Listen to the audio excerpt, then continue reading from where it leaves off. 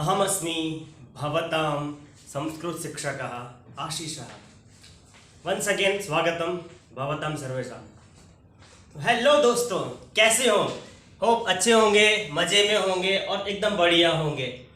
तो मुझे लगता है आप काफ़ी टाइम से इंतज़ार कर रहे थे, तो हम आपके लिए लेके आ गए वर्णमाला part 2।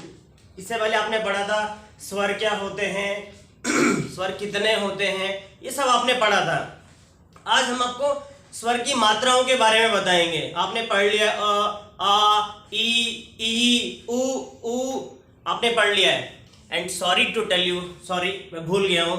Thank you so much, आपने मुझे बहुत जल्दी 1K व्यूज़ तक पहुँचा दिया और 60 से ज़्यादा कमेंट्स हो गए और मेरे सब्सक्राइबर भी 7-10 हो गए। तो मुझे बहुत खुशी हो रही है, मतलब मेरा पढ़ाया हुआ आपको पसंद आ रहा है। Like you people are liking me, right? You people have started liking Apoorva की पाठशाला। मतलब आपको मेरा पढ़ाना थोड़ा समझ में आ रहा है, तो मुझे खुशी हो रही है। Once again thank you from Apoorva की पाठशाला से आप सभी दर्शकों को।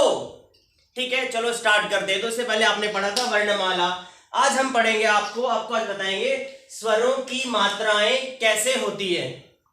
ठीक है, स्वरों की मात्राएं मतलब मात्रा क्या होती है उसका ज्ञान भी होना बहुत जरूरी है। You know that we have to know, we should know that मात्रास का प्रयोग कैसे होता है। नहीं तो बच्चे कंफ्यूज हो जाते हैं। May be you know first standard में जब हम पढ़ते हैं, अब हमें लिखना सिखाता है, टीचर लिखता है बेटा लिख रहा, पर हमें उसकी मात्रा नहीं पता होती।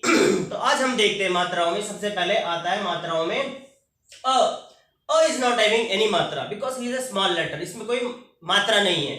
उसके बाद वो क्या बोल रहा है, ई की मात्रा देखो कैसी है, कैसा डिजाइन किया उसने, स्मॉल मात्रा। ऊ की मात्रा, रू की मात्रा, अगेन क प्लस अ, ये का है, का आ की मात्रा जब का में ऐड होती है तो का होता है, ई में होती है तो की होता है, कु होता है, का प्लस रू प्लस क्रू होता है। मतलब मात्राओं को लिखते कैसे हैं, हाउ, मतलब कहां पे कौन सी मात्रा होती है। जब हम हिंदी पढ़ते हैं ना, you are going to read Hindi, मैंने कल स्कूल में उसको देखा, तो मैंने, जब आप मैंने को करोगे तो म प्लस ए, राइट। दूसरे वाले में आप देखोगे तो आ की मात्रा कैसे होती है। आ की मात्रा में अभी डंडा आ गया है, सी यहाँ पे एक डंडा आ गया है, यहाँ पे डंडा नहीं था।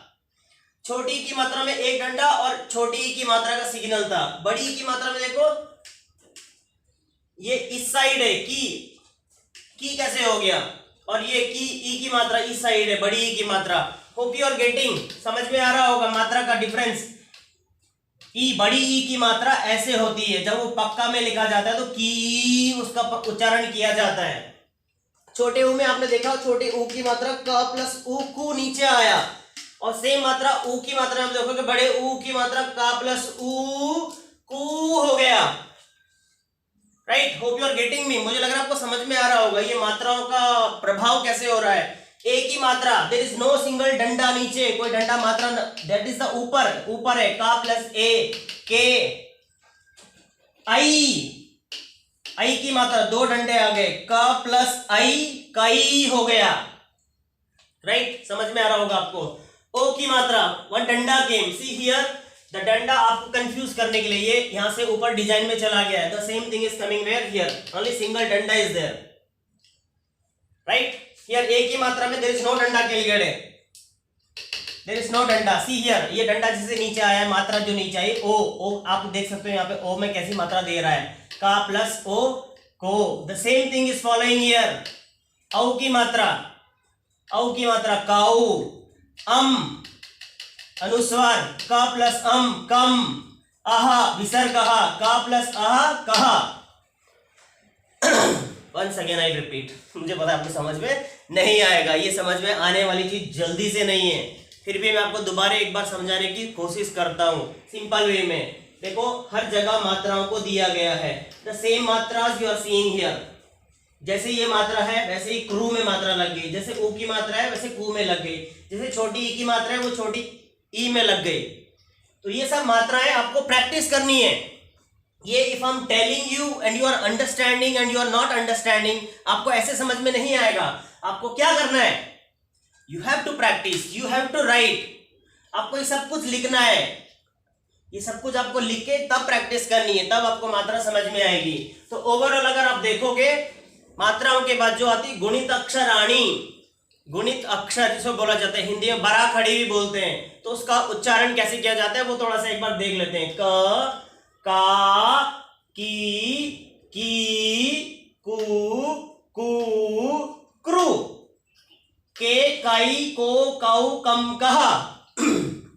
आई स्टिल रिमेंबर, जब मैं स्कूल में पढ़ता था तो स्कूल में टीचर्स हमें कैसे पढ़ाते थे, टीचर हमें पढ़ाते का, की, कू, के, क्रू, के, कई, को, कऊ, कम, कहा।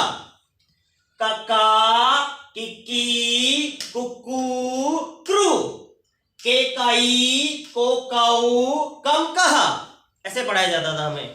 तो आपको सभी का ऐसे ही लेके चलना है। You should take all. का के बाद क्या आता है, ख, खा, खी, खू, क्रू, खे, खाई, खो, खाऊ, खम, कहा।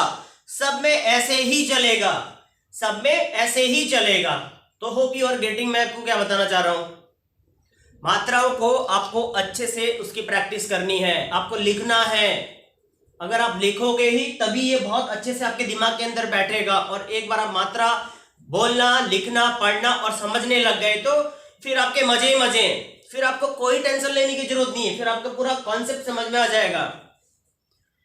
Hope you are getting me. आपको समझ में आ रहा है। कुछ भी आपको समझ में ना आए तो आप हमें पूछ सकते हैं, there is no problem, there is no problem.